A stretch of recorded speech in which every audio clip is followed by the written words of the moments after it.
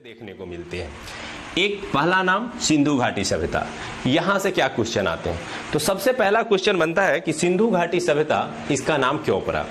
तो प्रारंभ में जितने स्थल खोजे जा रहे थे वो बेसिकली सिंधु नदी और उसके सहायक नदियों के किनारे पाए जा रहे थे।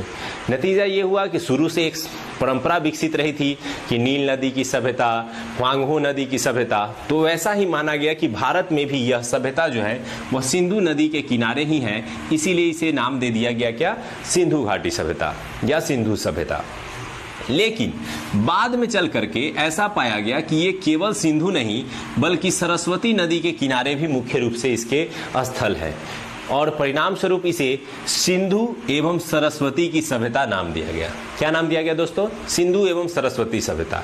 हालांकि ये कुछ इतिहासकारों के बीच ही नाम प्रचलित रहे और बुक वगैरह में इस नाम को बहुत कम ही जगह दी जाती है। तो ये सभ्यता से जुड़े हुए नाम में आपको बेसिकली मेन नाम सिंधु घाटी सभ्यता।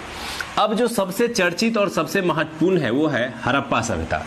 इतिहास में एक कल्चर रहा कि यदि किसी सभ्यता के नामकरण में किसी प्रकार की समस्या उत्पन्न होती है तो वह सभ्यता का नामकरण यानी उस सभ्यता का नामकरण उस स्थल के नाम पर किया जाएगा जिस स्थल की खुदाई सबसे पहले होती है। तो हमने यहाँ पढ़ा था 1921 में दयाराम साहनी जी के नेतृत्व में सबसे पहला खोजा गया स्थल हड़प्पा था।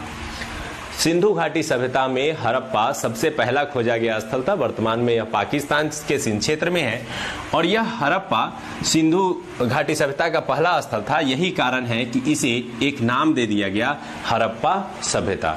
तो दोस्तों आप यहाँ से आप बड़ी आसानी से याद कर सकते हैं कि हड़प्पा सभ्यता इसे क्यों नाम दिया गया। कई बार ये ऑब्जेक्टिव्स में भी पूछे गए हैं कि सिंधु घाटी सभ्यता को हड़प्पा सभ्यता कहना ज्यादा उचित है। क्यों? क्योंकि यह प्रथम वह स्थल था जिससे इस सभ्यता की जानकारी प्राप्त हुई थी।